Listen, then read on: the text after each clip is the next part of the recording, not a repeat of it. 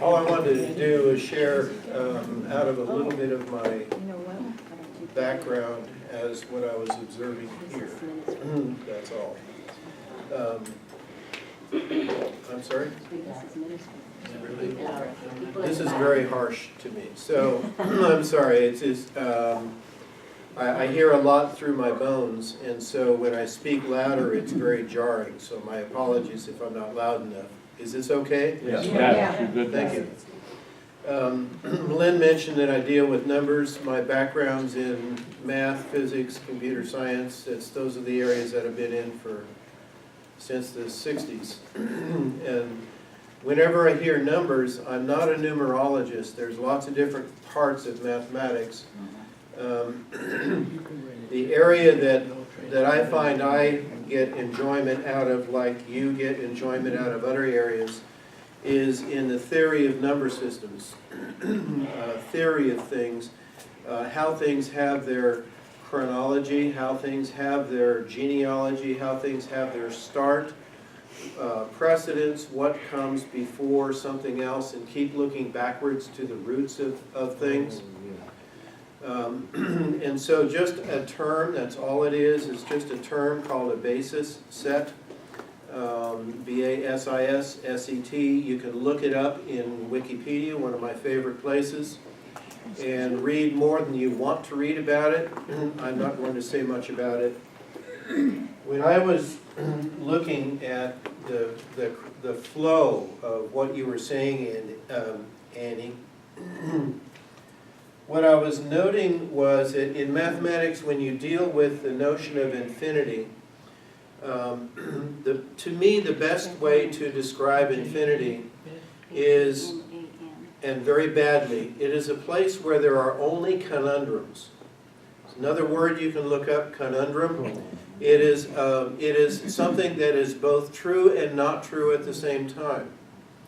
And the thing that struck me out of what you were saying in the chronology, and then you both went through it again, was what is the fundamental difference here that does not seem to be the place here and here and here in this chronology? And the observation is the conundrums. This is an area wherein there are only conundrums. If we talk about this, I'm not talking about the count of items. I'm talking about God in infinite. Yeah. There are only conundrums. There are only things that are both true and not true at the same time. And that means that you can both separate out and not separate out at the same time.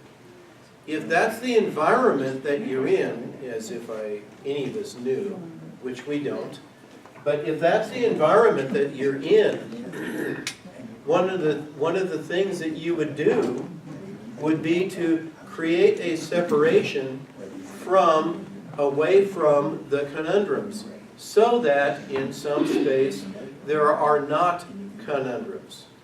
You actually can see this and compare it against this. Oh, yes. Okay? Yes. That's one of the things that, as I was looking, I didn't fall off my chair, but I realized that's the essential nature of this one here, is that the way I said it was, God, you only exist in conundrums.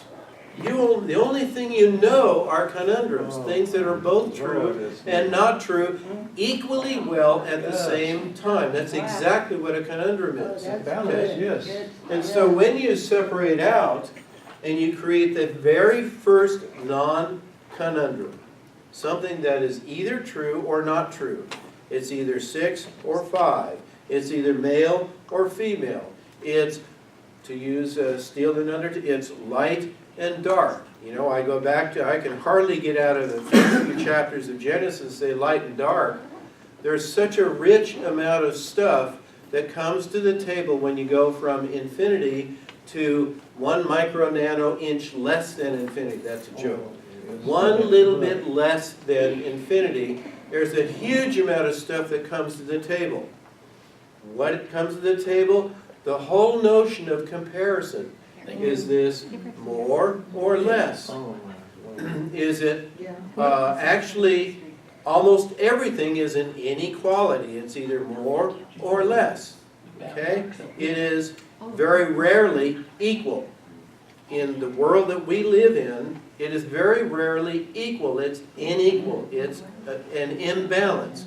Get used to it, because I looked at the Father, that's my phrase for making it work, and I said, that's what you brought to the table in your richness of how you love who you are and what you had already created, and then what you separated out so that this world doesn't know about some parts of this. That this in your richness you only know in conundrums. This in your richness, because that's all you do, Father. All you do is create richness of experience. And when you do that, you know this, but you don't have a clue about this other part that, Father, you know in all gory detail about, but you don't know. And what happens in the chronology?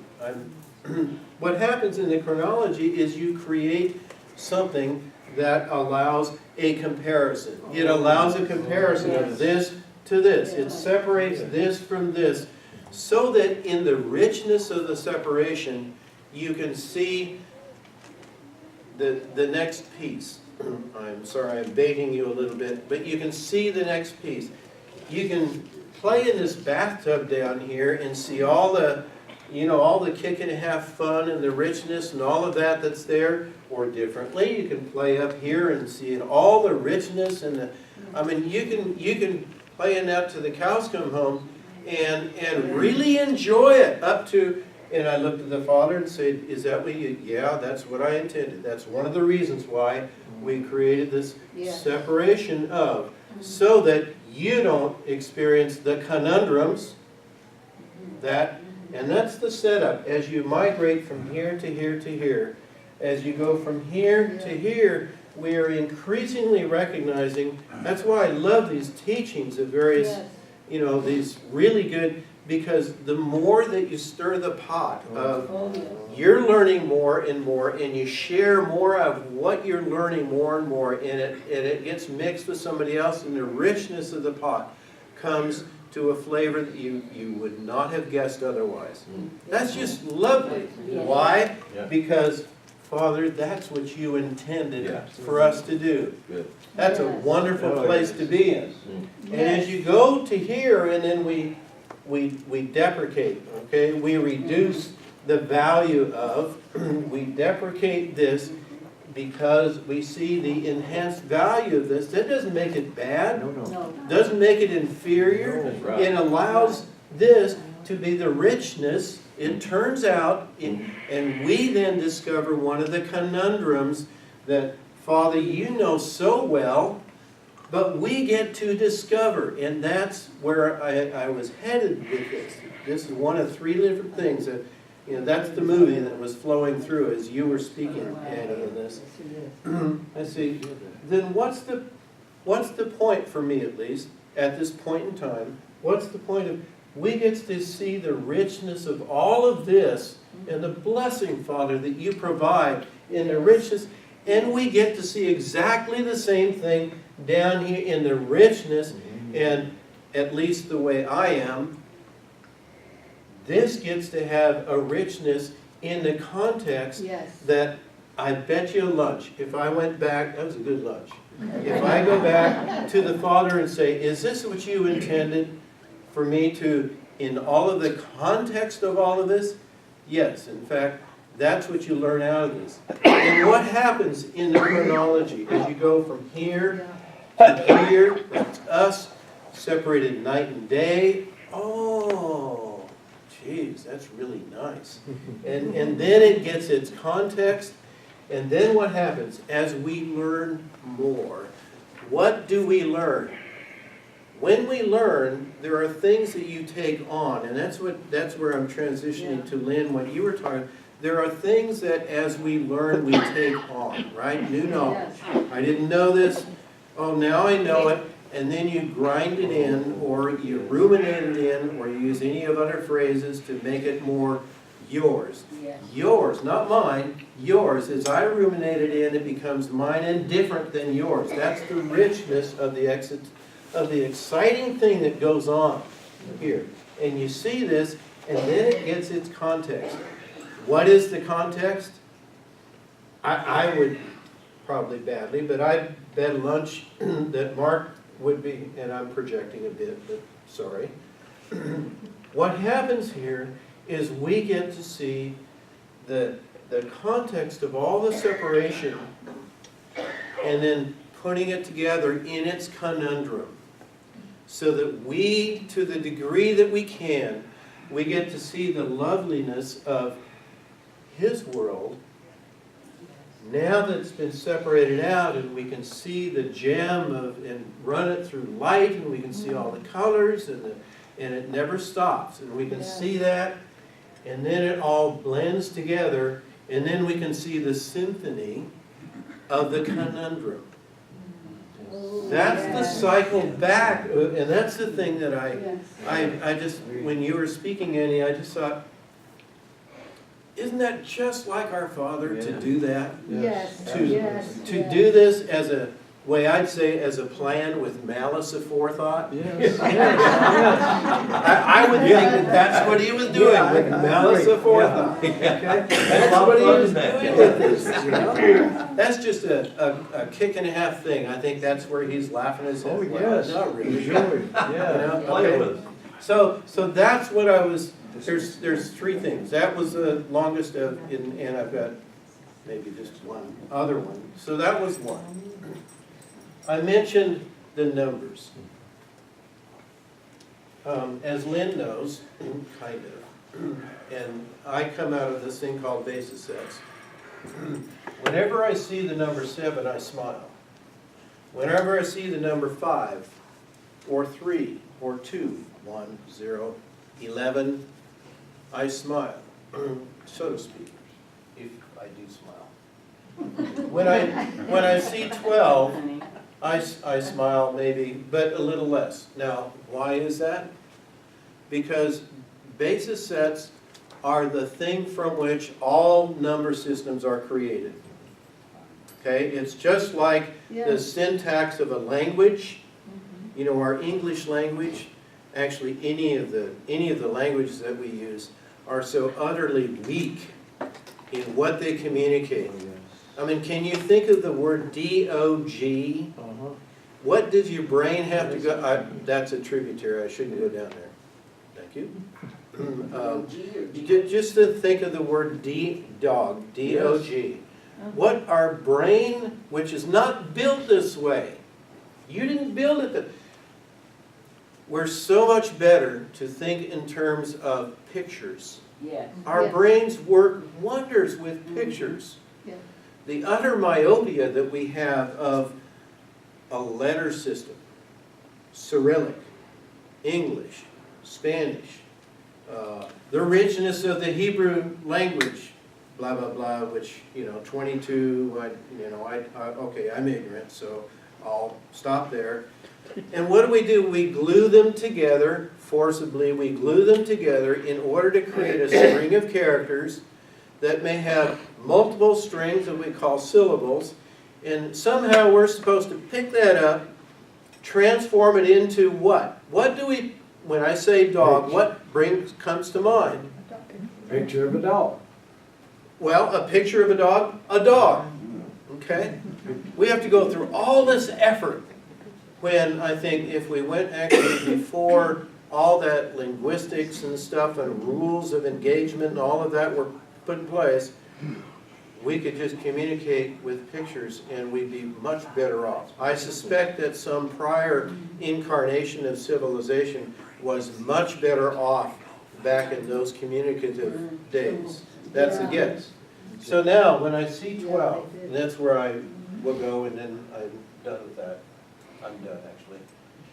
12 in basis sets is 2 times 2 times 3. Okay? A number in a basis set is just a number that cannot be divided by any other number that's prior in the basis set, if you know the math piece of it. And I realize a little arcane, but That's all right. And so when Lynn says 12, I say 2, 2, and 3. And what was I seeing out of the 2, 2, and 3 for the first time for me, which I thought, oh, how lovely. It's another example, having built on this, and I was playing around with this bathtub, and then I see this, and I go, well, that 7 makes good sense. Okay, that means we're prime. Okay, those are prime numbers. That means we're prime. Whether it's we as in human beings or anything else, I suspect that there is a 7 in the creation of living entities that we just would have to discover. That's it. You look at 12 and you see it's 2, 2, and 3. Well, what are the 2, 2, and 3? Well, the thing that I just saw out of that was this sine wave. In our world, sine waves make sense. In other worlds, you don't have to use a sine wave. You can use some other thing that is not so quite so regularly. You can use parabola or hyperbola. I won't go there. But the thing about this is the difference. One of the 2's, it allows separation. It allows a separation of this to this. And that's what I was seeing when you were talking, Lynn, is missing the mark. What's missing the mark? It's missing the mark. Just like this really lovely sine wave is missing the mark. Except for here, and here, and here. Under the net, it's almost always missing the mark. So what did you do, Father, when you were creating this separation? That's one of the things that came to the table. One of the essential elements, 2 times 2, the first 2, whether it's first or not, I don't have to care. One of the first things to do is to create separation, this from that. So we're able to then come to the table with compare this with this. Okay? So then I look at sin and I say, thank you for that. Thank you for separation so that I'm able to compare this to this. So that, Father, when I finally realize, which I didn't have a clue, I finally realize I understand more what I'd say, the love of the conundrums that he is up to his eyeballs in. But we can then incrementally appreciate. Okay? And so this sin piece of it, I say, I embrace it. I'll embrace it as a mechanism for separation, for convergence to, if that's what I need, I can flatten them out. If in my experience right now I need them to be really far apart, or I need to ramp that one up and flatten that one out a little bit, I can still do that. Why? In order to create the balance. The inequality, that's what it is an inequality. Okay? And we're built to see the inequalities. Okay? And so that was the 2.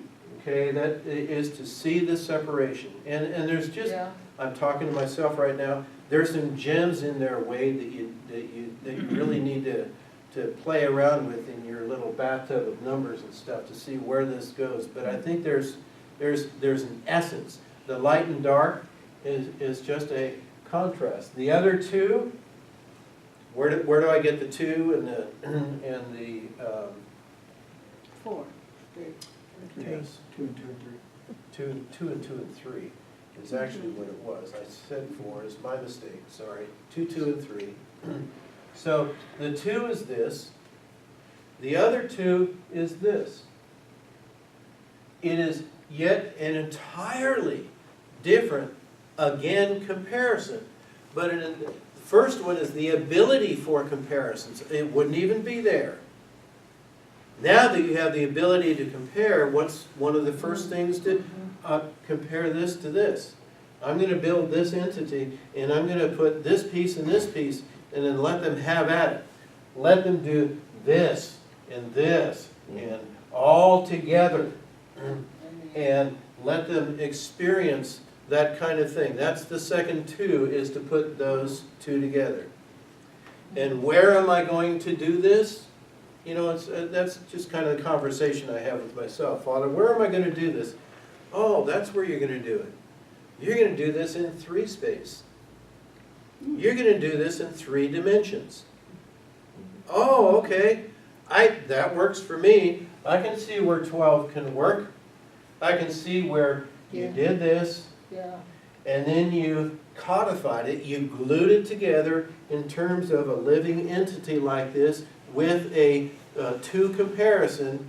And what you did was you created this one with a whole bunch of others in 3 space, in 3 dimensions. So in our dimensional world that we're familiar with, there's other worlds with other dimensional sets. That's a detail. I'm not going there.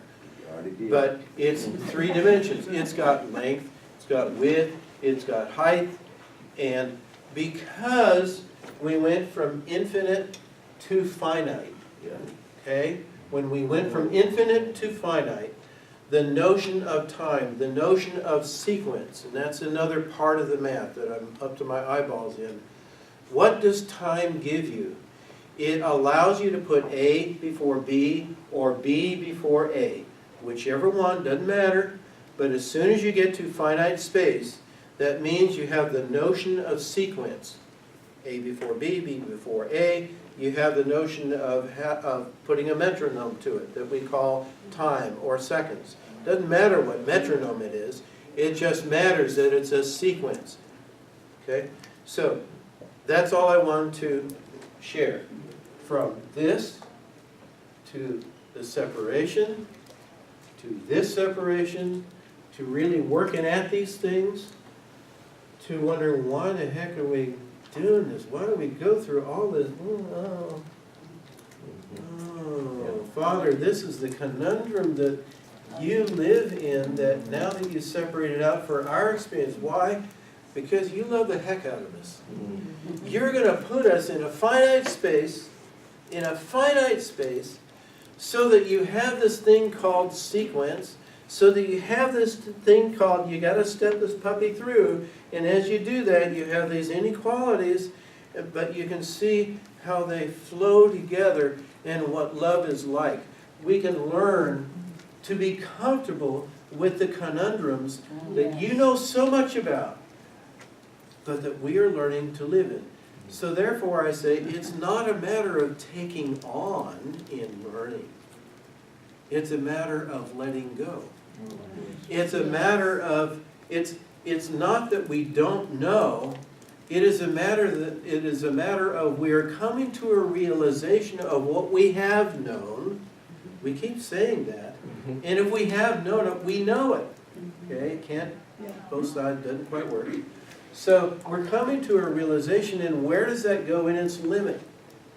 What it does is it goes right back in the circle. It goes right back to our, in the sequence, increasingly, not that we do, but increasingly realizing the conundrum that our Heavenly Father, whatever term you want to use, our Heavenly Father, in His love, chose to exercise His love to us by having us go through that. Yes. What a lovely Yes. way to do things. Beautiful. I think this is pretty good. Yes. This is Yeah. really good. I'm happy with that. I'm happy in my myopia of not being able to understand this very well. I'll break it apart and then, oh geez, I'll embrace the sin part. I'll really embrace the sin part, not even matching what other people might think about what they think Right. sin means. I don't have to give a flip what they think about what it means. I just have to understand, get my arms around it, and then try to live that as best as I can, given my arms around it. That's all. Okay? That's all that I have. Yes, Susan? You mentioned the contrast between 7 and 12. I think I understood what you meant about 12, but where does the 7, why was that significant to you? Okay. In a basis set, we talked about this on the way down a little bit, which I'm always happy to talk about this stuff. Bothers, drives other people up the wall. You have the number 0, which is null. Okay, the ancient philosophers discuss that, and the philosophic question that you always end up having to ask is nothing something? Okay? It's a major philosophic foundational question to which the answer has to be, in our sequence, has to be yes. Now, I taught undergrad and grad computer science, and when I did that, I would sometimes use the phrase, the proof of that is left as an exercise to the reader. Okay? So I'll just simply say, the proof of that is left as an exercise to the reader. Good luck. So 0 is, no, 1 is identity, which is itself. It's kind of like, so you can look at yourself in the mirror, so you can look at yourself in the mirror, so to speak. And then 2 gets added, and then the next number is 3. Okay? Why? Because 3 cannot be generated from the prior numbers. What are the prior numbers? 1 and 2. 0 is there too, but that doesn't count. Why? Because in the creation of number systems, basis sets, the creation, the only rule, there's only one. That rule is multiplication. It is not division. Division's an inverse, and so it's not essentially new in its information. Okay? It's not subtraction because, why? Because subtraction is the inverse of addition, and addition is not in the rule set. You can't add 3 and 4 to get that 7. I know that you can. I don't mean it that way. I'm just saying that the rules of engagement in the theory of number systems, which is a way of describing everything in some sense, the only rule that's there is multiplication. So 7 is one of those numbers that you cannot create from a multiplication of the other ones. And therefore, because it's there, because you cannot create it, you add it to the basis set. So I got 0's not really there, 1 is kind of there, kind of not. Thank you. The Arab nations were the ones who added, if I remember correctly, 1. You add 2. You add 3. Why? Because 3 can't be. You add 4. Oh, wait. No, I can create 4 because I can do 2. Very good. I can do 2 times 2. That means they're cousins of each other. Okay, in fact, they may even be fraternal twins. 2 and 2. 3? No, I can't. 4. Okay, 5. 5 is another number. What about 6? Well, 6 is 2 times 3. So when I look at that, I know that I have 2 items, a 2 and a 3, and those are 2 essentially, fundamentally different things. They are different. Okay? They may relate where they... I need to stop. It's the 2 times 3 that says, well, 6 isn't added in there, isn't added to your basis set. But 7, because you cannot calculate 7 by multiplication, it's the only rule that's there. No addition. It's the only rule that's there.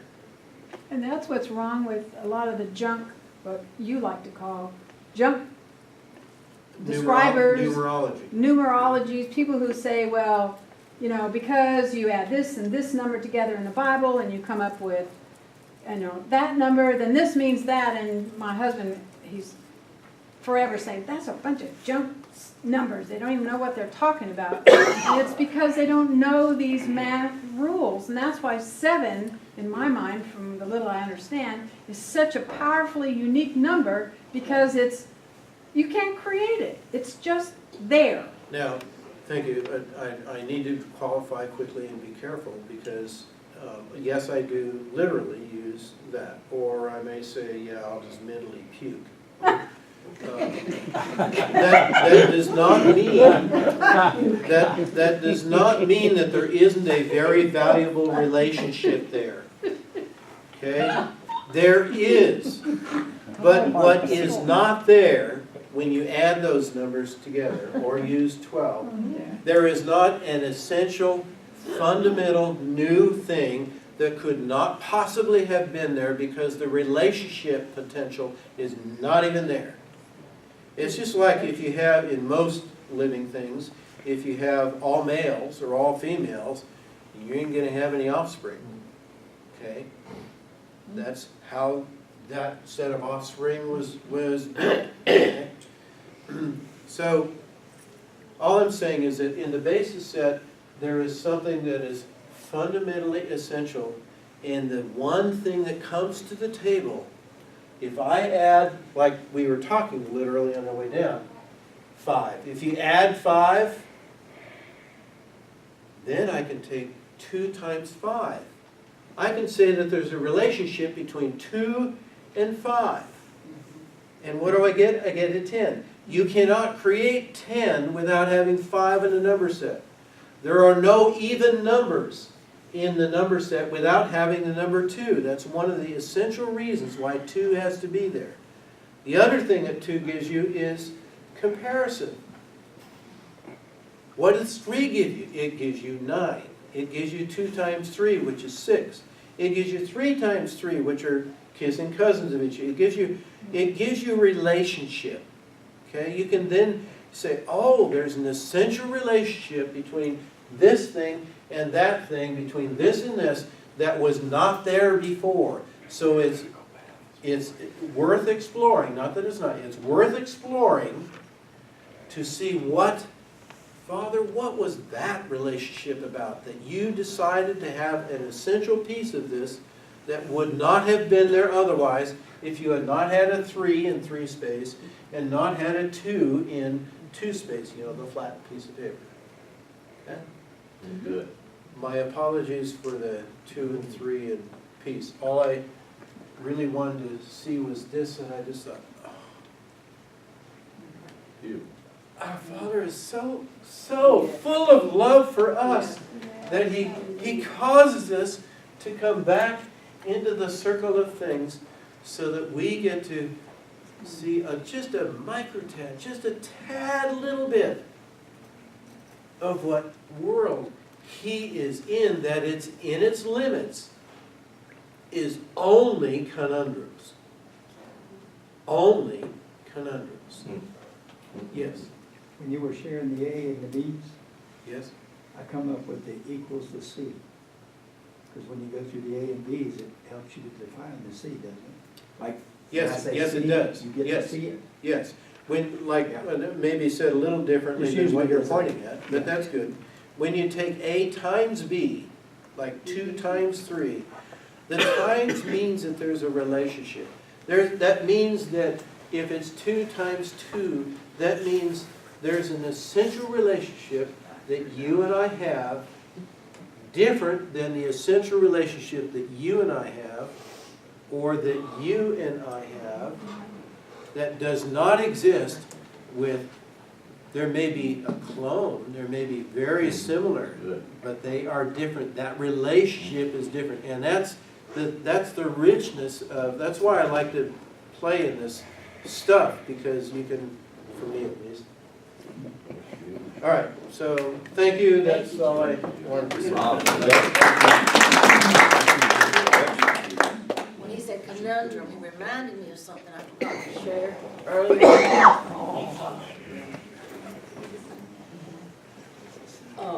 The unlimited one was limited when he was the one invisible one. The uncontainable was then contained. So here, he was limited because he could not experience this dimension in his isness that he was here, the invisibility. But with the new creation, if any two will agree, as touching anything, Yes. nothing shall be impossible. So the unlimited, limited one needed us. The head cannot say to the feet, Oh, I that's have the no wholeness need. of it all. The crown cannot say to the foot. None of these. This one cannot say, I have no need. I have Yes, no that's need. right. Yes. These two and this have come into agreement.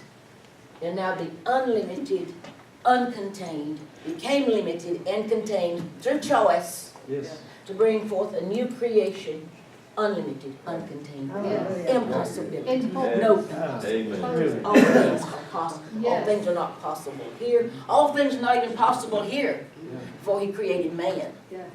It was not possible for him to eat chocolate cake and taste it. It was not possible for him to experience this dimension because he had no, what's the word I need? He had no way of expression of experience. He had no way to experience until he came into this. It's like there was no mirror. Yes, so the conundrum is the unlimited was limited. The uncontained was contained until he took a part of himself, out of himself, conceived of himself, took that part of him back into himself, became duality without separation. And this is where all things are possible. Yes. All. The God of all possibility could not do the impossible until his full plan comes forth. Amen. In the fullness, everything is possible. Yes. Because nothing is unlimited. Over here. Nothing. But even Yes. the unlimited God is limited Oh, yes. in his invisibility, straight line, nothingness that contains everything, no expression, nothing. No But dance. now, Oh, God cannot say to man, he That's cannot where the- say to you, I don't That's where the believe you. dance takes place. Yes, Exactly. How this is thrilled where How you live in, this thrilled is heavenly is the Father places. with us when we get it.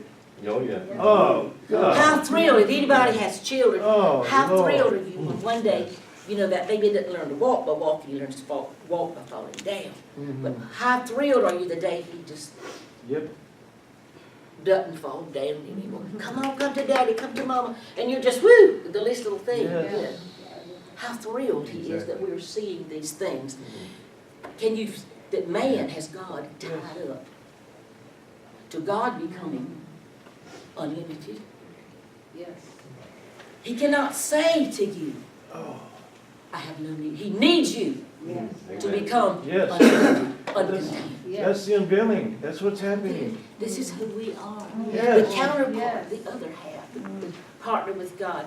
We've all seen, oh, we need God, we need God. We've never realized God needs you. Oh, God needs you to take the limits off It of don't the happen unlimited without one. us. He needs you Yes. to loose him yes. and set Yes. him free. Hallelujah. It takes more. Suzanne, I don't know if it's just my brain not being able to deal with this, but do you really think God needs or he chose to want our involvement?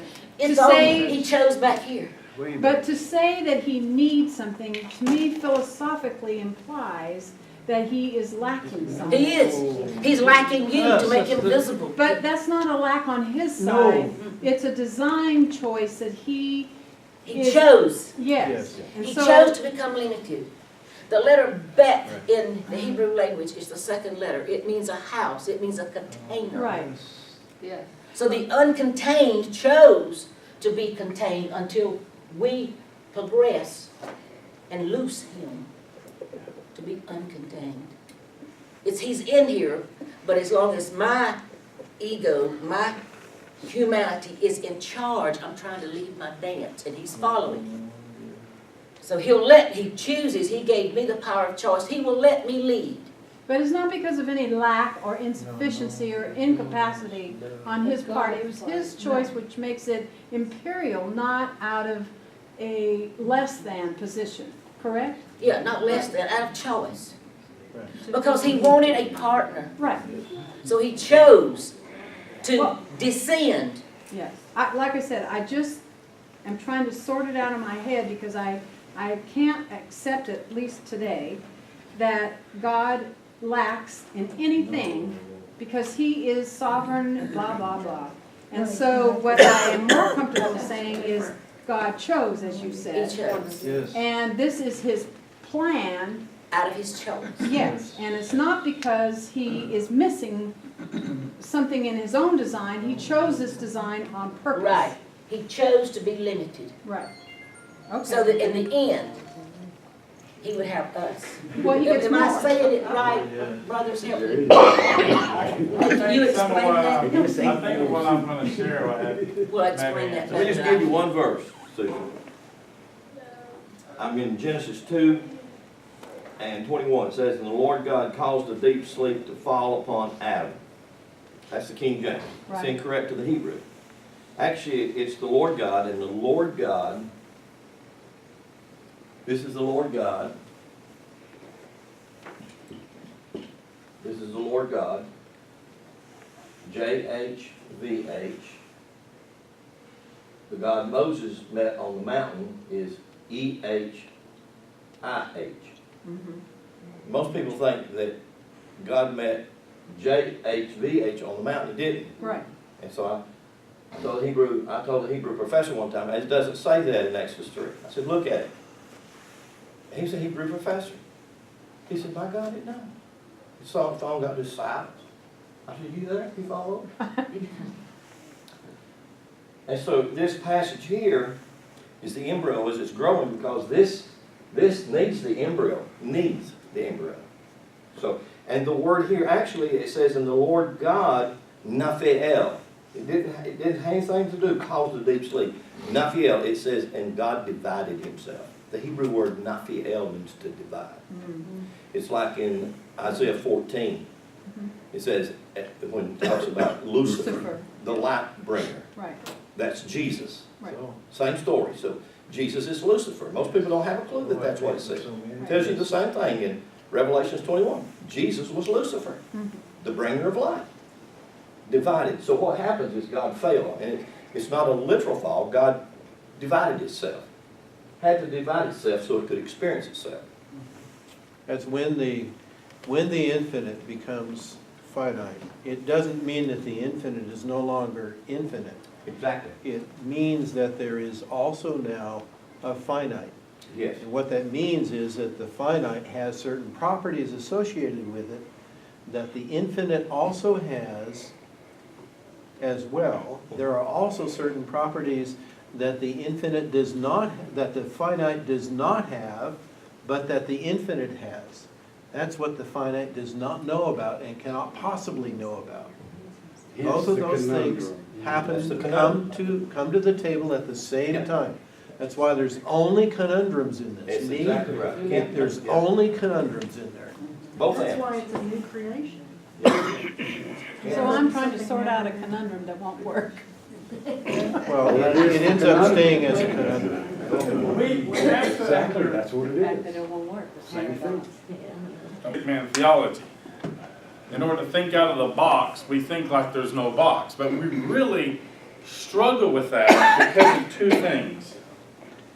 We have a trouble distinguishing between this thing called metaphor and this thing called concept.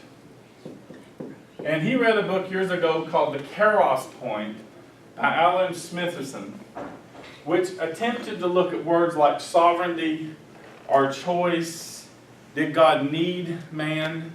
Or did God desire man? Or was it a little bit of both? And if I understand conundrum, it's what is true and not true as we move into truth. And there's a lot of discussions about what's called objective reality or subjective reality. You know, I had a guy one time try to speak on this, and of course, there's whole courses in philosophy dedicated to objective and subjective, because most of what we know of as truth is what we are getting in process. We're all understanding there's a oneness. But the beauty is not here. The beauty is in the journey to here. Because that's the whole purpose of divinity. Yeah. Divinity wants to enjoy this. And we're trying to get over here and eliminate our ego and our flesh and die and get rid of the demons. And I mean, I went through all that process only to realize that I wasn't going nowhere. So even in my box thinking, because I grew up in language, a metaphor is a picture. But a concept, Mr. Eckhart said, your greatest hindrance to your new idea of God is your concept of the old one. Yes. But what we cannot differentiate is the difference between an idea and a concept. Because if I tell you an idea, you can run with that, you can flow with that, you can move with the pictures. But if you got a concept and you lock that sucker down, you got problems. Yes. And in the world of quantum physics and mathematics, and even those that are now attaching to the idea of the sovereignty of God and evil, and I read all those books because I think they're really cool, we have to understand that they don't live in either one of these realms. They live in the realm of numbers, which numbers do not lie. If you come up with the wrong numbers, you have made a problem somewhere. But in the realm of linguistics, we think in concepts. Oh, that's the concept of this. So most of what I do in language is undo to you as what has been undone to me. I'm hard-headed. It takes a lot more to convince me than most human beings. Because I realize that I have this concept before I ever get into this. Now, you have this picture here of a person. How many of y'all know that don't look like me? It's a little bigger through here. But you see, in the ancient world, if I showed you a picture of a person, a glip, they did not even question who that was. They could even see wings on him. He looked like Batman. They could see pictures. But we live in a world of concept. No. Well, he's got a hat and he looks this color and he does this. So then what happens is, and all languages derive from the zodiac. Yeah. That's why you did not have idolatry until people started turning the image of God into an image of man. Because rather than work with it, we were told to stay away from that and create our own images. So now you have a person that that all of a sudden we go, no, wait a minute, man. Come on now. I seen the dude too. He had a big old hat on his head. See, we have to conceptually label someone, and that's why people create language. But in the original, the Hebrew, the Sumerian, Egyptian was not a language. Because man did not need all these details. A person is a person. Use the illustration of a dog, okay? Every person in here had a different picture in their head when they heard the word dog. Yeah. But in the ancient world, you did not have the varieties of dogs we have. You had usually a certain one, and all of these pictures came from the Adam Kimmon, or God's show in the sky. So, do I think that God needed man? That's a conundrum, because in this realm, yes, he did. Now, I can't fully define need, but when you get to this realm, you're all about desire or design. But there's so many things, and the Course in Miracles talks about playfulness. Albert Einstein said an imagination is greater than any knowledge. And we have a playfulness that has been eradicated from us because instead of playing, we want to get to hear. So when he talks about playing with numbers, folks, that's what we get to do. So we're not trying to get, we're not trying to take this and turn it into something else and then we're going to eradicate. No, this is the beauty of this process. It's about contrast. It's about comparison. And it's wonderful till you get caught in one. I hated the word sovereignty growing up in Pentecostal churches because nothing ever happened good when they said it. Well, brothers and sisters, we have a prayer request today. There was a family down the road. They all died and everyone in the car passed away. But you never know what God's going to... They never said nothing like that when it was a blessing. I hated that word. That's why I went outside of religion and studied quantum physics and philosophy, because I wanted to question what is evil. That drove me crazy. It drove my family crazy. I've told many of you, my uncle used to read demonology and deliverance books while he smoked pot. My aunt, she was always looking for the occult. She got that from Hal Lindsey.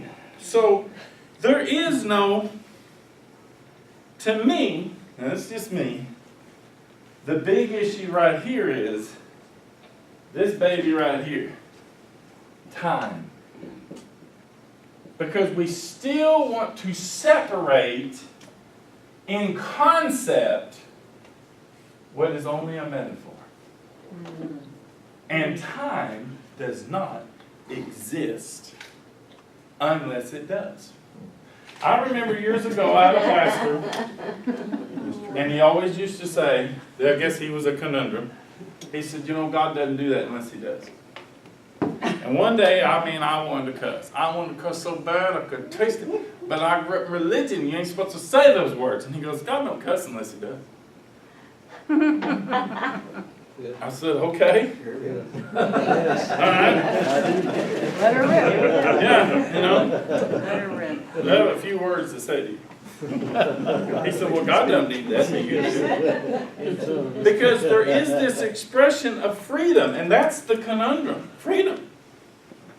You know, people ask me, are you free will or are you determined? Yes. Are you Trinity or oneness? Yes. That's right now. And a little bit of bianity. Because you can't put me into a concept. Because my theology is constantly changing Yes. because of what I understand about metaphor. So I'm not trying to lock anything down. I get to enjoy all of it. Amen. But let me tell you, don't think I don't play with these questions. Don't think I don't find it interesting that half of what we have read about books about evil has told us that it is the problem of evil. Guess what? There is no problem of evil. That's right. It is all perception. The only thing you have is the problem of good. And most of us have such a warped idea of good that even the Father has to put us through a whole lot because we have such a warped idea. Well, by gosh, that's a good person, so I'm going to fight for that. But that old sorry dog. And we don't even realize that's what we do. Most of what I define as good, and this is what I always say, my Father's bigger than your idea of sovereignty. Because it's a sovereignty that is both determined and indeterminate at the same time.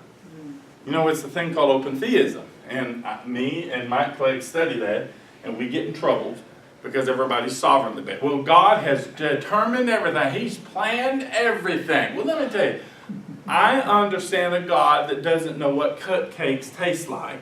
And he likes them big old gourmet ones that are really nice. So God eats a cupcake. And so I don't think everything is arranged and planned and determined. I don't. But I think the more you and I unite, the more it is. Because there is an element, even in your frailty, even in what you think is your weakest moment, that is your greatest salvation. The very thing that you think was the most corrupt thing about you becomes the greatest thing you are. I used to struggle so much with translators that, just like Lynn did, I don't struggle with them in understand, because I understand they wrote from the perspective of where they are. So did God choose limitation? No, he chose the love. And he couldn't experience love as a concept. He had to experience it as a metaphor. Yes. So divinity wanted to experience humanity. And yet we have a theology that says the whole physical body is corrupt. As beautiful as it is, the whole cotton-picking thing needs to die. I tried to die for so many years, and then it dawned on me one day, you cannot crucify yourself without another partner. And I quit trying to crucify myself. And then I got this ego thing going. And so I did all that. I read all the books, and ego. I did a search engine, and the book's got ego every other word. That tells me we got a problem. Ego becomes the new sin, right? Yeah. And then I started getting into releasing ghosts, and here I went down that path, and I thought I'll do all this. And then they said, we're going to talk about aliens. I said, I'm out. So the mystery of the divine dance is that we are introducing what I call quantum Hebrew. It's the divine dance of mind into matter. And what I'm about to tell you is that on all levels, some of these questions we are trying to ask are questions that no matter, I welcome the questions. I think that's what Rob Bill did. He put all the questions that people were afraid to ask and said, I have the freedom to ask it. Do I have the answers? No. Absolutely not. And when I get an answer, it takes me about 4 days to write it all down because I may lose it. But I do know one thing, that when we get in the present moment and understand that, the more we understand about time, the more we realize how that thing right there has made us divide what was. There was only one crucifixion. Metaphorically, however you want to look at it, there's only one. We're the ones that have timelines. And we don't even realize it because to us, time has never become a metaphor. It's still a concept. You don't think that's true? Be late. Be late for work. And you'll realize how much of a concept of time. You know to yourself, okay, I'm going to run in there. The boss is not going to see. I'm going to clock in at this time. I'm going to do this. Listen, I am on about 5 different clocks in my being right now. You know what I'm saying? You drive in Dallas traffic, you're on about 7 different ones. Because there's a part of me that does not understand time. So I think the greatest question that I ask, because people ask me all the time, do you believe in the finished work of Christ? And I said, well, I believe in paradox, which means yes and no. Okay? But those are just many paradoxes along the way to this gigantic conundrum that I get to play with. And I get to hang out with people like you that ask the questions, because some of these questions we're asking, you get thrown out of church for, just because you asked them. And I think we are about to experience a tsunami of sacred questions. The Greek word perichoresis, and by the way, if I didn't answer that question, it's because I have a knowing that it will be answered. But I can tell you that part of the beauty is we get to answer it together. Somebody asked me, do I believe in the complete plan and will of God? I said, I do every time I meet you. Because there's nothing I'm going to come up with on my own. We are a body that are connected together. Yes, we are. And I don't take any question lightly. Never. Because I know it was a creation of us, a synergy of us together. Okay.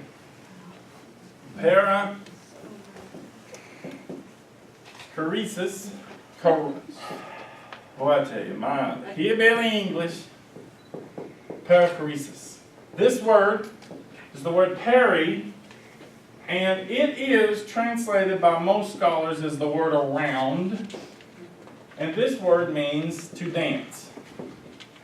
Now, I read, I don't know how many theologians, because this thing became in light because of the shack. I told you last night there's a dance in the shack.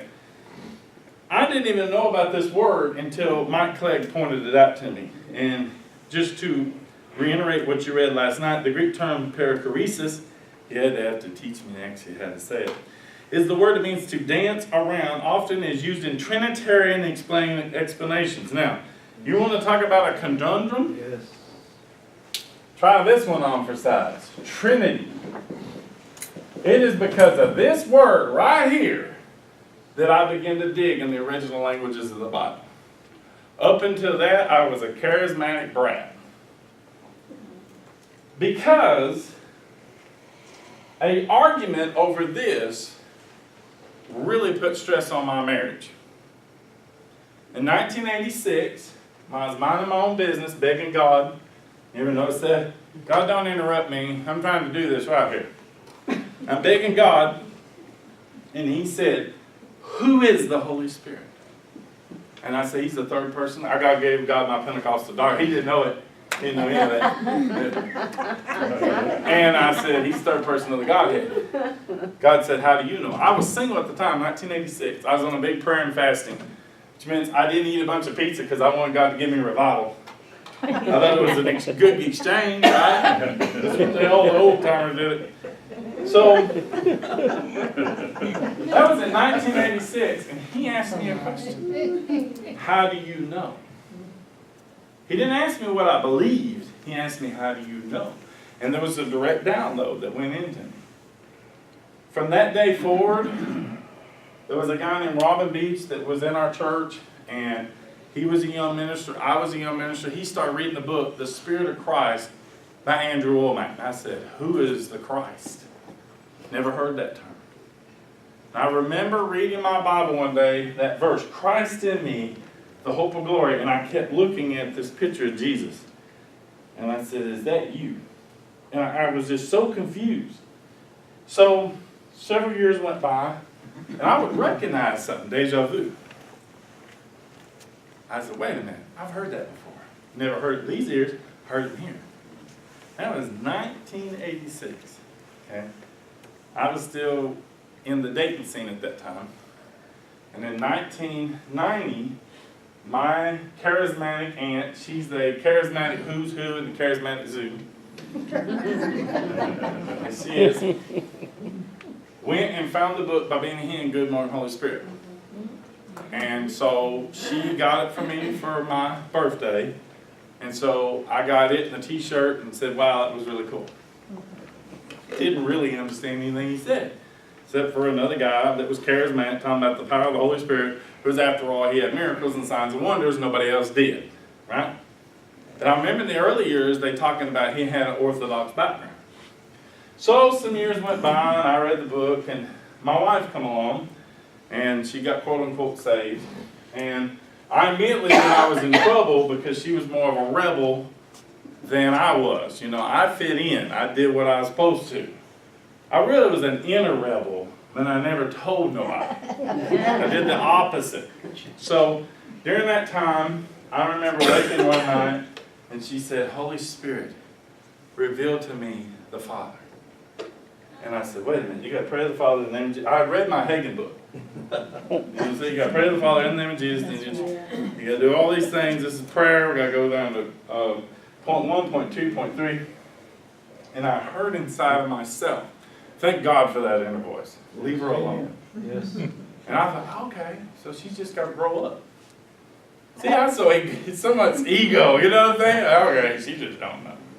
So we had moved back to another area, and let me tell you, during that time, I began to have a hunger for New Testament Greek, and I went to this church. It was a Rhema church, and the pastor would preach a message, and he would reach over and turn his mic off, and people in the congregation would stand up, and they were mic too, and just start sharing revelation. It was like 30, 60, 100-fold all in one church. And so I made a mistake. I said, boy, I sure would like to study Greek. So what are you waiting on? Hands the book to me. Thank God for them people. You know what I'm saying? They could have just said, yeah, that's good, pat you on the back. No, they handed the book to you. So I started reading Rick Renner. I heard about Rick for years, and I started reading these books, and we were going to this, but we moved back to our hometown, Russell, Arkansas, in our church, and one of my friends heard Kathy talking one day. That's not true, and she was actually reading Good Morning Holy Spirit. You know, she had found it in my library, and we were talking about this communion, this fellowship of the Trinity. About 2 or 3 months later, God sent me a pain in the butt. Okay. See? Heard that? You know, God will send you battering rams. I believe that Lynn is a battering ram. And he come in there, and his objective was to prove that I never knew or studied any verse I ever read. And he proved it. And his thing was, the Lord our God is one God, Deuteronomy 6:4. He believed in what was referred to as this, biunity.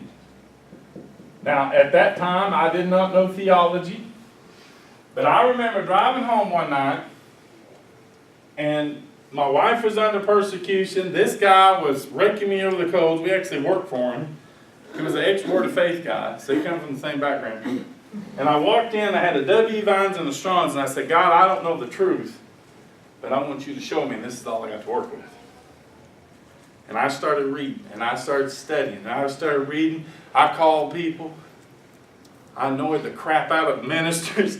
I called Charles Trumley, because he was affiliated with our pastor. Some of y'all know him, wrote the book, Who said women can't teach. I started calling people. Somebody told me, mentioned the name, this guy right here, Dr. Roy Blizzard. And Blizzard was Hebraic roots, and they told me he taught at Christ Redemption, and he wasn't Trinitarian.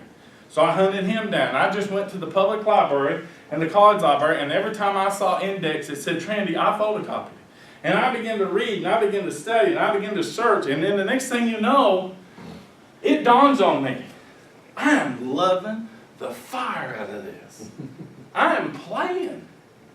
Was I getting any answers? No, I got more paradox and conundrums, and I was really confused then. But by that time, I had begun to get a handle on the language, and I began to study, and I began to research. And I put this big old thing together, and come to find out he had not paid income tax in 6 years, and he was on the run because the IRS was after him. Because he had done a seminar in Tulsa saying that income tax was unconstitutional and unscriptural. So he was gone and had all this research. I said, what am I going to do with this? And Kathy and I began to see, and that was when I realized that Kathy was metaphysical. See? Metaphor, concept. I was all about concepts. She didn't care about the concepts. She didn't have that filter because she didn't grow up in religion. And so I started studying. Like when she would write things, I would start studying. I started researching, studying. And next thing you know, I'm like, man, this is fun. I liked it. I'm getting answers. Now, people have asked me, what am I? And I'll say, to this present moment, my working definition is this. I am a triunity. And most of people don't realize the only thing a Trinity is a westernized person trying to put in concepts what is a verb and what is a verb. In Hebrew thought, it is God.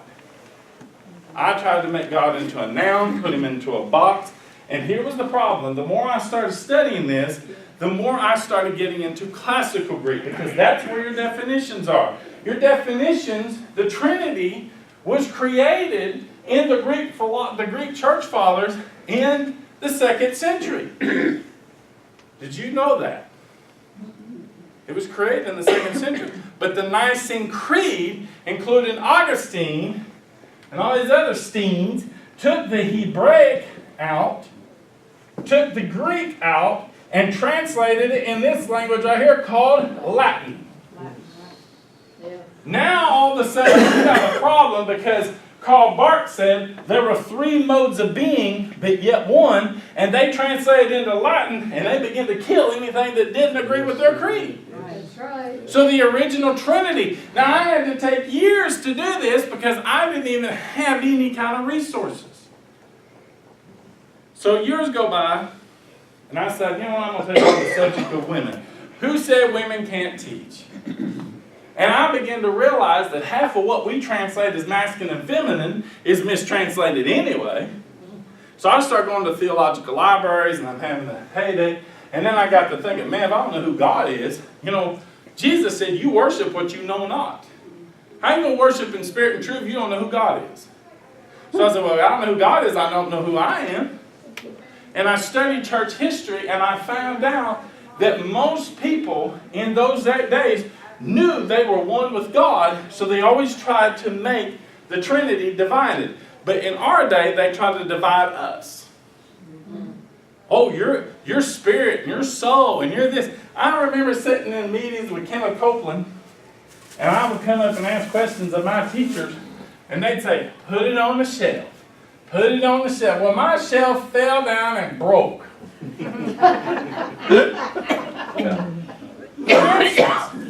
It says in the book of Ezekiel that God will give you a new heart of flesh, right? But flesh is a bad thing in the New Testament. So I had all these words, and when you went back to the Hebrew, you see the word leb. We get the English word Lebanon from it. You also seen this word, napesh, which was a whole single unit, a unity of God. But what do you do with all these words like nos, which is perception? What do you do with the word psyche? All right, that's the word soul. What do you do with the word cardia? I didn't mention this morning, but do you know what the word cardia means? A circle that has been broken. Relate it to the zodiac. Your heart is to get you to be full grown. Now there's a big difference between the mind and the brain. Because the brain thinks programmed thoughts. Well, they don't really think. They don't have thoughts. They just program it. I drive a trash truck. I have drivers that drive for 22 years, walk into an alley, go into an alley, come out, and hit a car, and they said, I drove that alley at 2 in the morning for years. I never saw that car. They're telling the truth. You know why? Because they wasn't in the present moment and they didn't see anything, because what they did when they backed up and saw a program in their head that they saw for 22 years of a blank car. Yes, yes. So was he in his mind or was he in his brain? And the divine mind, now here's what Christian Science told me. Renew the mind. That was Kenneth Copeland. But don't read nothing on the mind. Excuse me? How am I going to fix my mind if you're telling me I can't read books on the mind, but I'm to renew my mind? Come on. And so I started studying these words, and Kathy and I, years later, sat down and we moved to Dallas, Texas, and we studied, and that's in that book, You Go Obey.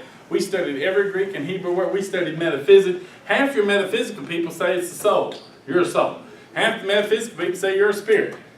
And all these words, and I started being challenged by all the contradictions. And then you know what some ding-a-ling told me? Some ding-a-ling told me, well, in Sanskrit, the word is, for spirit, is breath. I bet you've read that.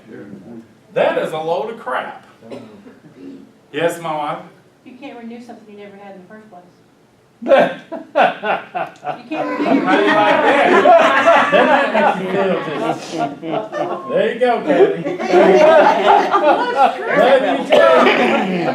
You never had the mind of Christ, you can't renew it. In Sanskrit, there is a word for spirit, there's a word for soul, and there's a word for body. But your Eastern, westernized yoga took the Western idea of Sanskrit.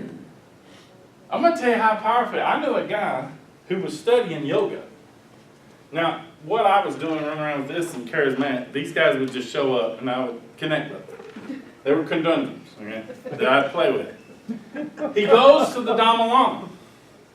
He walks up. They said, you're allowed one question. He said, if I'm divine and I'm a divine being, why do I need you? And they pulled him back. No. No more questions, no more questions. They escort him out. There's hundreds of people. Turns around, Dalai Lama's going. Do you know what that's telling me? They got the same kind of control and junk we do in the church. Because there has been actually people in India who liberated them and said, you are a person to yourself. And they killed him. Because you do not realize that we have a system that has survived on us needing a belief system. That's right. Okay, now let me get over here. Go to Psalms 51. Wow, I'm all over the place today. I don't think y'all mind, do you? No. Psalms 51. Mark, there in India, they say, you know, when that one has awakened, he said, I found out that I am God. They said, congratulations. Yes. Psalms 51. It says, and Lynn brought this out so well.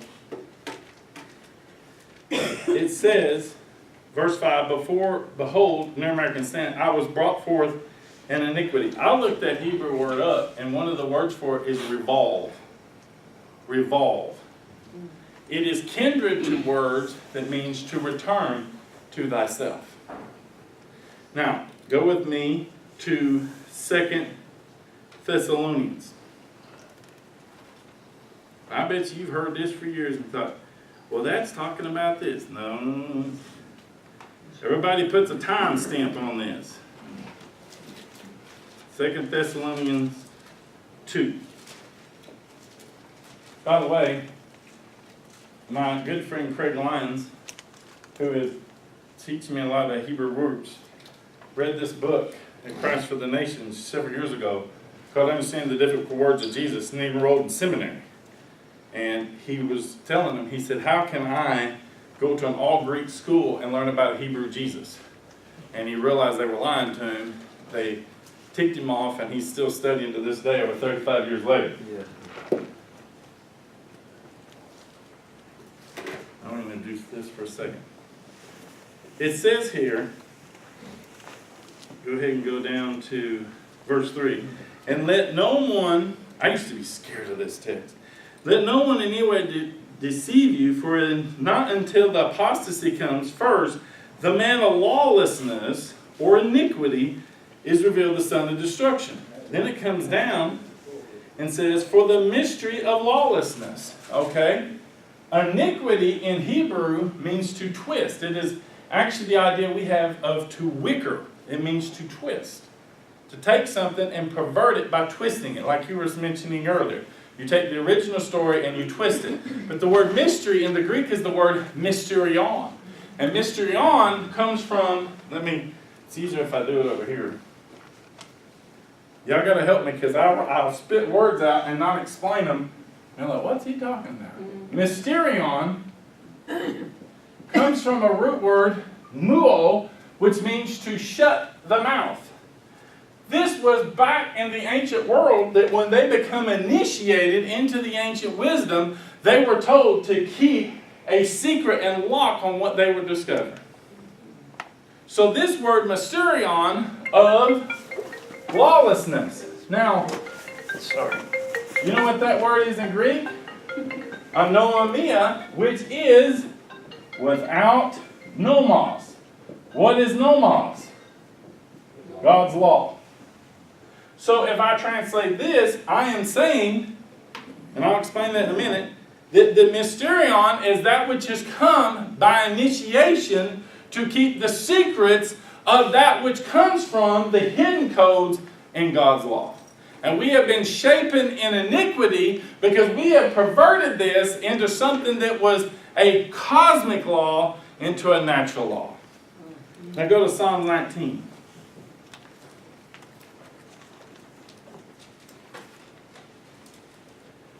Psalms 19. By the way, you can actually read this in several lexicons, and it will tell you that this is the initiation in the Elysian fields. That's actually what Zodiac says. I don't know if his publisher told him he said that. And by the way, this word, muo, is not in your Greek New Testament. Neither is the word for, you have this word, mythos. Comes from a word, mimes, which means initiate. This word's in the New Testament, that word isn't. If you don't study classical Greek, you will not be able to understand New Testament Greek, because when they have these words, which are not in anywhere in the Strong's Concordance or the New Testament. Well, what am I saying here? You have to go back to the origination source. And almost all Greek philosophy comes from Egyptian roots and Egyptian origins. All right, read this verse. Psalms 19. For the heavens are declaring the glory of God. Okay. So if that's the heavens, that's the zodiac. That's the 12 astrological signs. Somebody said, brother, it's not astrology, it's astronomy. Come on. Terminology. But then it says, for the precepts of the Lord are right, rejoice in the commandment of the Lord is pure. If you read that in the rejoice in the heart, it is this word. And for some of y'all, I've covered this.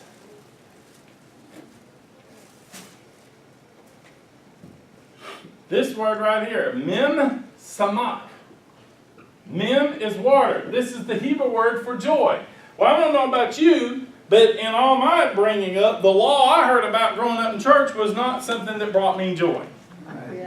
This is not referring to the law of Moses. This is referring to the cosmic law that is revealed from the heavens. Yes. Because all feasts, Jewish feasts, Pentecost, Passover, Tabernacles is all built on the zodiac. And they took all of this that was cosmic law, turned it into man's law, and locked it into time. And all of your ancient laws was based on one thing called the law of victims' rights. Say that again. All ancient law was based on what's called the law of victims' rights. And I'll explain it. It's in Exodus 22. I won't turn there. I want you to see it. By the way, if you go into theological circles and you say the word myth, they will throw you out. If you say mythos, they like you. Why? Because they think there's a difference in those two words. But a myth is not a story that's a fable. A myth is a story that has been carried around that doesn't exist in time. And all Middle Eastern stories know that. The prodigal son is in the Koran and the New Testament. And somebody got up one day and said, these are just parables, there's no truth to them. That person just showed how ignorant he is of Hebrew. And Lynn will say, amen. So, the law of victims' rights. In our world, somebody comes up before a judge and they're declared guilty or innocent. Innocence is the root of almost every Hebrew word having to do with faith. It is recognized innocence. Similar to the Course in Miracles. But this word is not talking about you coming to the judge and he determined a verdict. The judge is only there to decide who has been the thief. And guess what? In our world, the judge decides who is going to be punished or who is going to be let go. In the Eastern, Middle Eastern world, they don't, the victim does. And the victim can demand full restitution or none. Here's a simple way of saying it. If you steal my watch, do I want you incarcerated for the next 7 years because you stole my watch? No, I want my watch back. And we have a law in biblical times that said you get what you need restored and then some. And we have a law in America that punishes people, locks them up forever, all because, and nobody gets their watch back. That's not biblical justice. That is a complete line of crap that was given to us by Catholicism. And some of y'all call it karma. I'll deal with that later. So, in all of this, we have to understand that this is a metaphor. So in all of your ancient languages, true law is the cosmic law. It's the one that has been declared from the beginning. And we turned around and took what was based on the cosmos, got rid of the cosmology, and created a law that was in our own image. And they have mutilated that one to over and over and over. So, if I come to you and I say this word, people get offended. But if I say this word, they recognize it because it's mythos. That's the terminology issues we have. Now, Lynn mentioned earlier about when I first met him. I have always had a desire to study Hebrew, okay? In 2003, 2004, I began to hunger for understanding my own paradoxes and conundrums. And I was dealing with some of this, and I heard a pastor say, God doesn't ever send or put sickness and disease on anyone. He permits it. I know so because you can read this in Dr. Robert Young in the front of the concordance. So I went and bought the concordance. Guess what? There is nothing in the beginning of Young's concordance. And I said, how dare you tell people to go look for something that ain't there? I went back to one in the 70s, and apparently, in my research, the older the Young's is, the more there is in the beginning of it. So I started a research on what I call true Hebrew. I moved to Dallas to a Jewish section, and I realized half what was called Jewish made Jehovah into a tyrant. So I was really lost. So I quit studying Hebrew. And then all of a sudden, I met a woman named Barbara Simons, and she mentioned something about, this was in 2009, Elohim and Yahweh, and I said, okay, I want you to explain that. She said, I'm not going to explain it. I'm going to give you CDs. couldn't wait to get the Hebrew. I got 3 CDs, and he said Hebrew code. That's all he said. Not one thing about Elohim and Yahweh. After about 4 CDs, he said, I'm going to teach on Elohim and Yahweh, and you can put that in your pipe and smoke it. And I started listening to these CDs, and I didn't have resources like y'all have. So I went and started going into these Jewish communities, and I bought every book I could find on Hebrew. And I put a bunch of it together. I met you in College Station, asked you a bunch of questions, and he said half of it's BS. Do you remember that? The only book he liked was a friend of mine named Eddie Brown. I told you last night, he studied Hebrew from the people who translated the Dead Sea Scrolls. He said for every Hebrew there's a color, there's a name. He's a little different. I asked him one time, what is the Hebrew words for dust? And he named 2 words, the number and the color. And he said, and by the way, these words looks like a hillbilly term in the Appalachian Mountains. Gave me a full research, and by the way, said at the end of it, see you later, hillbilly. So he's got the information, but he's a little, but anyway, not like I ain't. And there was this book right here called Genesis and the Rise of Man by Arthur B. Ingalls. He was a Unity pastor who lived in Dallas. Now, let me tell you, this guy was a companion of Joel Goldsmith. Oh my. And he actually studied this, and he has a book called How to Hear Yourself.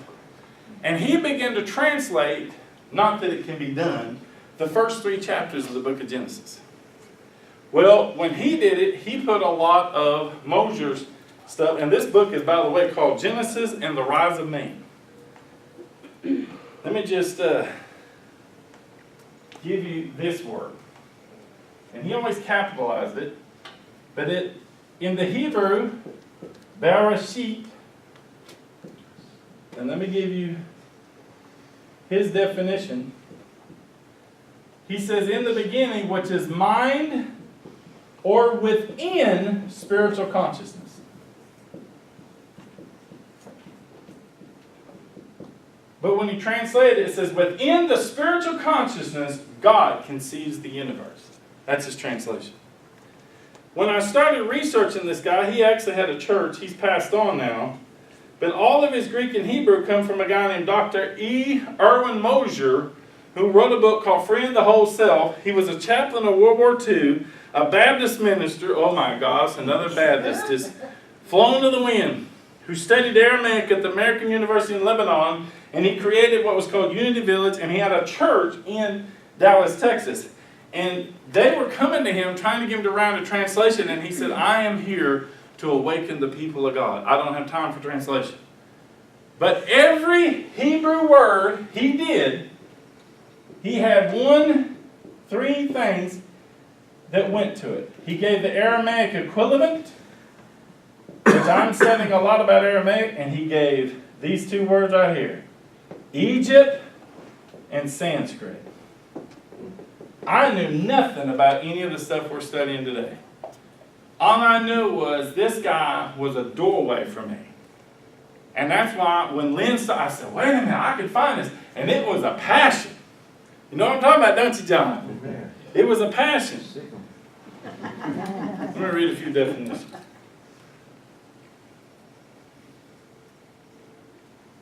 The word,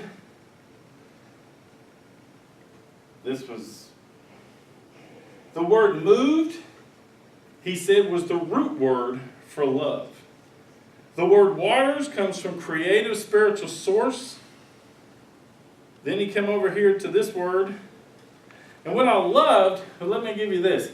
And God saw the light that it was good, and God divided the light from the darkness. And God called the night day, and the darkness he called night. This is his translation. God enjoyed spiritual reality as a harmonious action and approves it. God individualizes the moment to the uttermost parts of his manifestation. This is the first step. Totally different than the King James. When I started reading this guy, I could see that he was pulling the Hebrew and the Egyptian and the Sanskrit through it. I knew nothing about this stuff here. It's that I was devouring this book because it was amazing to me. Now, Mosier would not help him, so he began to actually have Rocco Errico begin to help him with the Aramaic, and George Wamsa. Because what would happen is in Dallas, the Jewish understanding of Hebrew was so perverted that he was going through the Aramaic. We don't have a lot of the resources we have now in 1975. First, they didn't have internet, okay? Y'all are blessed you can get the documents you get. But I don't know what this guy had, but I've heard he's had tapes and other books, and I want to get my hands on it. Because there was so much that was coming out that was understanding, and this is one of the things he said at the beginning of the book. I actually have all of these books. He said, every culture has a story of the beginning. How do we get started is a question. Our Western culture, dominated by Judeo-Christian origins, our beginnings are recorded into the Bible. However, and he began to talk about verses that made absolutely no sense in the King James Version. Over and over and over. I told you last night my struggle with Noah's Ark, and I had many other ones too. Well, then I found this book, and you can pass this around, page 22. It's called The Missing Links by Raymond Capp. Has anybody ever read Raymond Capp? He's an archaeologist. He could quote the Bible verse word for word. He is British Israel. Some of y'all might know what that is.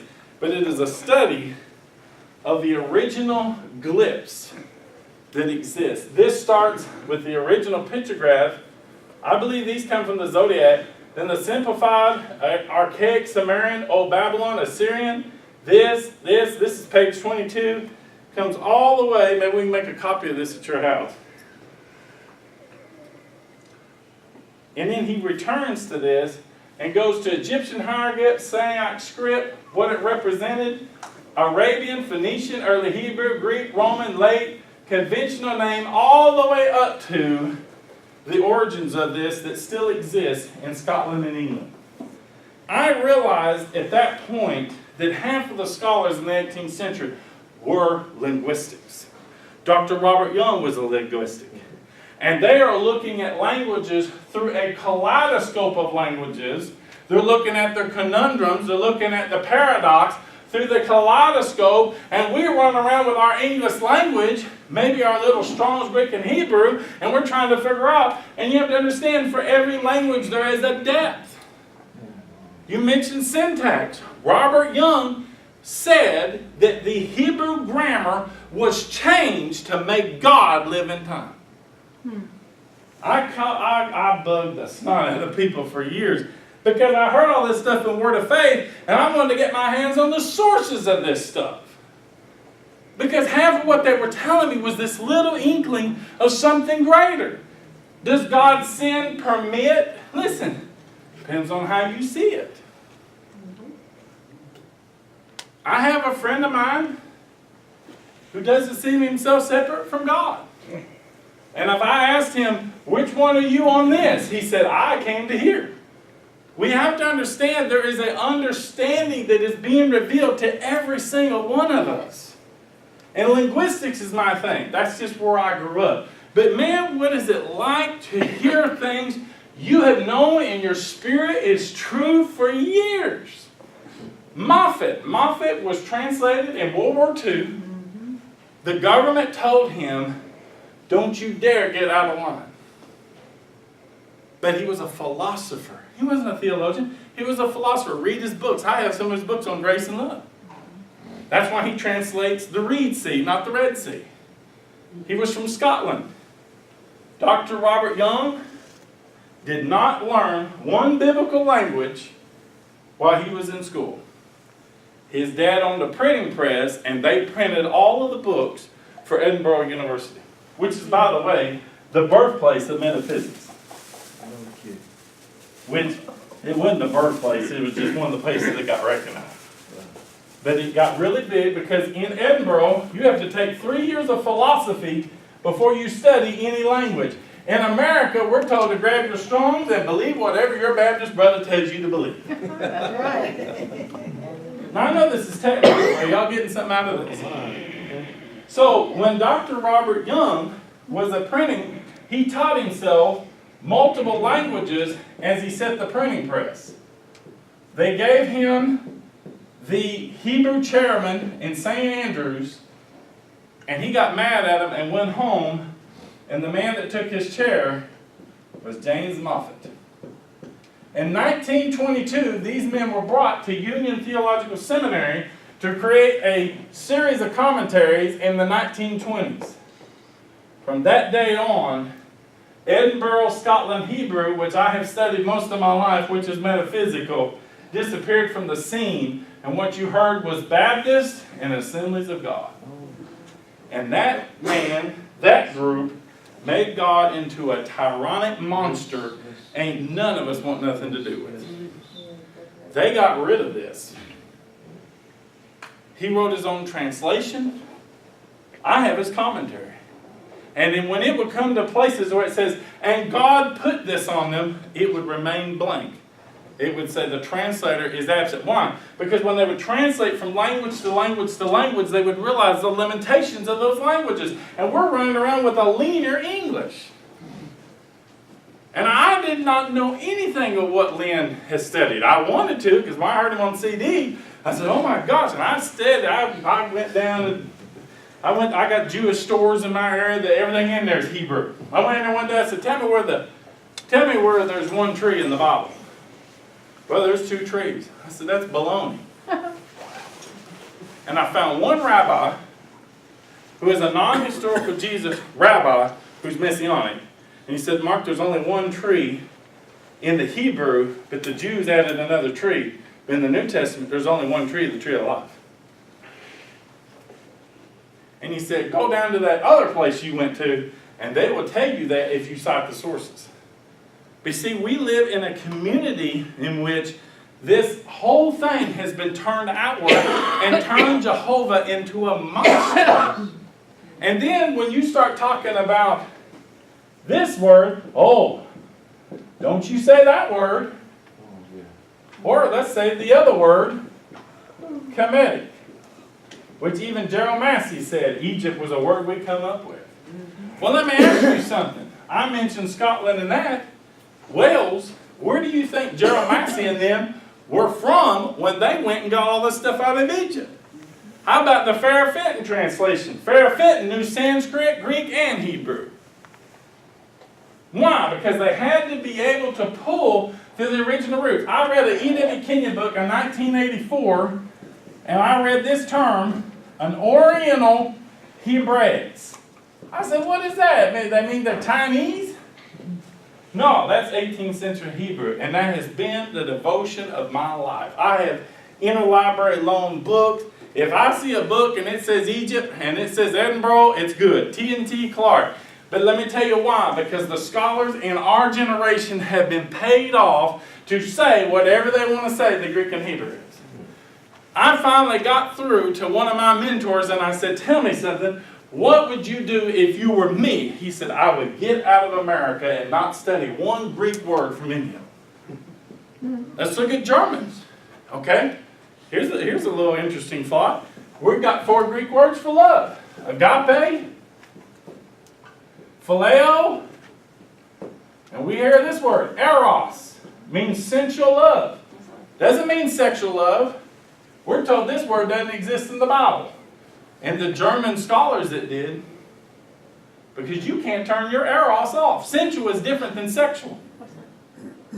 I have met women that are completely attractive, but they're not sexual. Besides that, that's part of your chakra system anyway. I'll give you one more thing and I'll shut it down. Unless you want more. I don't get to talk about this much, so once I get wound up, I can't stop. You're going to just say, you're going to cut that off right now. I don't know. Let's look at these words. There are tons of words in our New Testament which are philosophy words. And we read these words and we don't even realize how impacted we are. This right here, eros, is where we get the word erotic. The Greek word for wrath is orge. Your translators ain't going to tell you that. But even then, this is not a physical outward thing. This word here, soma, it's the Greek word for body. You know where its ancient roots were? Sanskrit. In fact, there are numerous words in the New Testament that have Sanskrit origins, including the word yoga, zubas. We are not told these things, and if you look it up in your Strong's, if it's an Egyptian word, you know what it'll say? Of uncertain derivative. That means they are full of crap. And Lynn is right. You can't find this reading the Strong and the Young's, because they originated, the beginning of the Young's was elaborated. Charles Capps, Kenneth Hagin, all said this. It's in the beginning of the Young's. What was he saying? The 18th century Hebrew knew that God was not evil. This little book right here, author Ingalls, based on the Hebrew of Bud Mosher, talks about this word that was brought up earlier, tov and ra.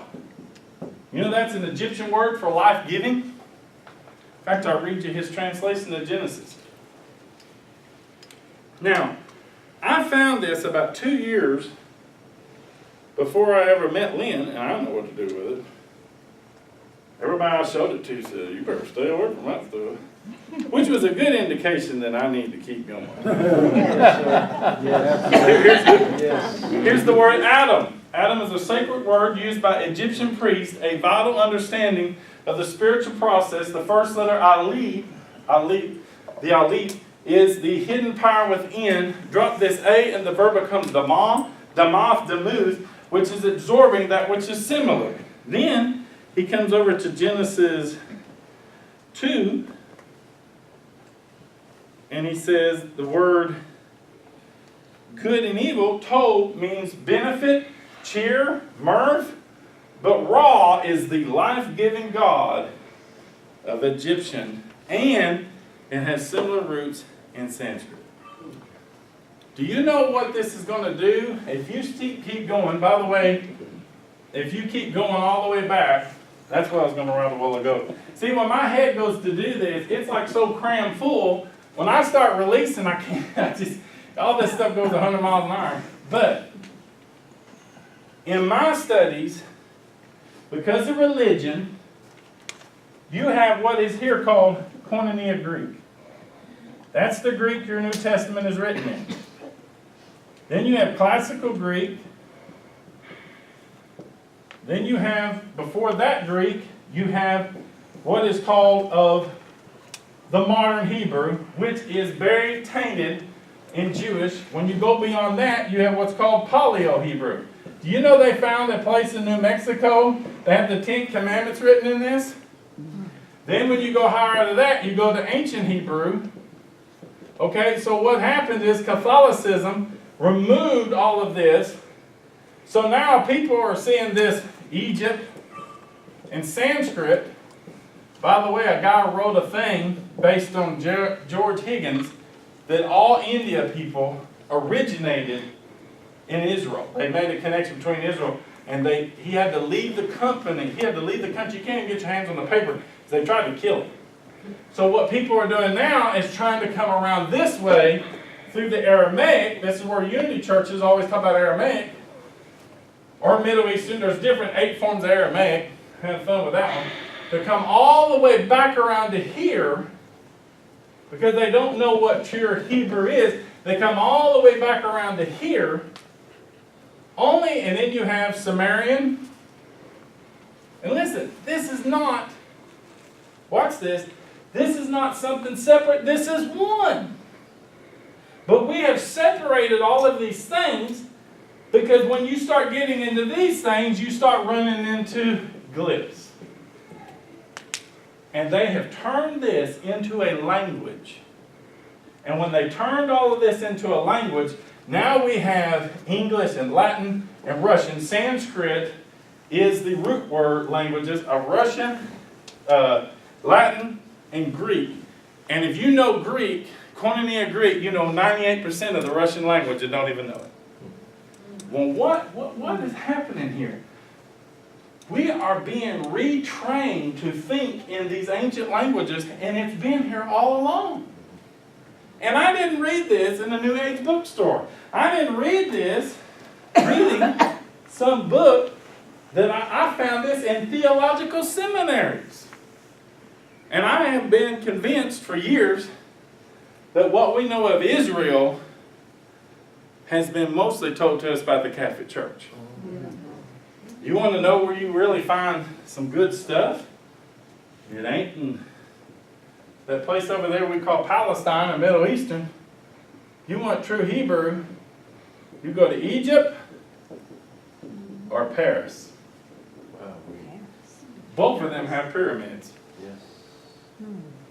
I was in Arlington, Texas, and I didn't even know about Vendel Jones. Vendel Jones is the original Indiana Jones. He brought Kabbalistic, Gnostic information into Arlington, and I went into a Mardell's. Yeah, I go to Mardell's. Don't be throwing stuff at me. Some people say I need deliverance. And there was all these books on symbolism in Hebrew, all from Paris, France. I went to a house that the woman that owned the house, it was a regular bookstore. You went beyond it. It was a man that was a conspiracy theorist. You went beyond that, and the only place they can find the original Aramaic gospel in Matthew, which religion will tell you the original Hebrew is never, you don't have, all we have is Greek. They're lying. If the Catholic Church can't control it, it don't exist. They found an original Aramaic gospel of Matthew in the middle of the library in Paris. That's not counting Egyptian.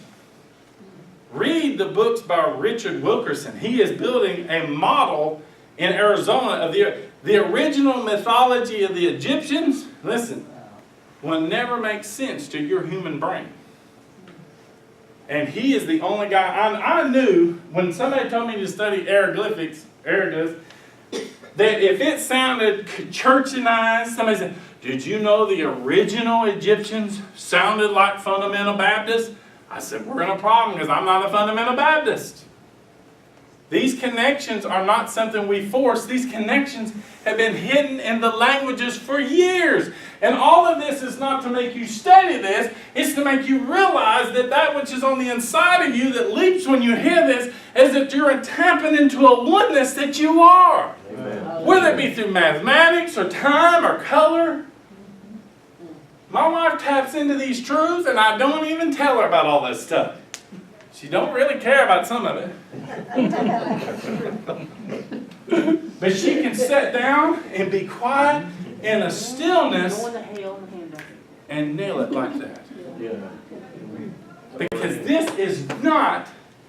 this is a universal language. All of you are speaking.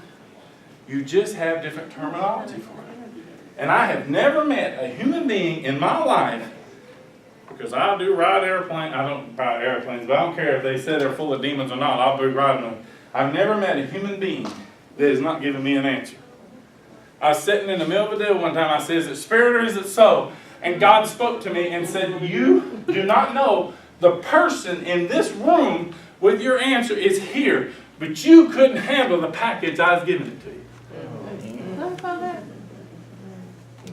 We were in a big purse store. Oh, okay. I said, God, show me. God, show me. But let me tell you, we want these packages, something we can handle. But let me tell you, some of these people, they're hidden all over the planet. They're not an Orthodox religion. They've been waiting on you and I to begin to speak this. And they don't have no idea who Lynn Hayes is. I didn't. I mean, I know all kinds of, I never heard of Lynn Hayes. I listened to about 4 or 5 CDs. I put them in my trash truck because I said, well, they break, it's okay. Sorry, Lynn. I'm driving around, and I'm bouncing around. And he started doing Elohim and Yahweh, and I said, I stopped the truck, and I said, wait a minute. And the first thing he said was that Paul stayed at the Alexandrian Library. By the way, I don't think they burned that thing. It's in existence. In fact, if you can handle that America has a different history than what you think, I can tell you where I think that sucker's at. In fact, you don't know what you have stepped into in your cities that has these truths and you don't even know it. Go to Barnes & Noble and it always reflects the consciousness. Yep. You go to little bookstores and I look for little bitty books. Can't go to the Baptist bookstore, they only promote the people they like. But you go to a used bookstore and you're going, what in the world is this? Yes, sir. I said, this makes me want to cast out the devil. I gotta read it. Now listen, you want to know what evil is? Evil is knowing all of this and not with discernment and study, giving it all you got. And the religious people don't worry, that's fine. But somebody hungry is for me to hold this back because I am worried about what will come out. But I tell you, I am very discerning because I don't want to ever force anyone into this. Somebody said, hey, I feel like I got to study Greek and Hebrew to hang with you guys. I said, don't do it. This is a calling. This is a calling. Don't ever study it. Don't even buy it. Start burning. But if you're called to this, this is going to be, and I don't care if it's math. I don't care if it's theology. I don't care what it is. Don't die with the music within you. That's right. Lynn's got all kinds of books to write. Yeah. Because there's other people like me driving a trash truck that can't find the truth. So with that, I'll quit. What you saying?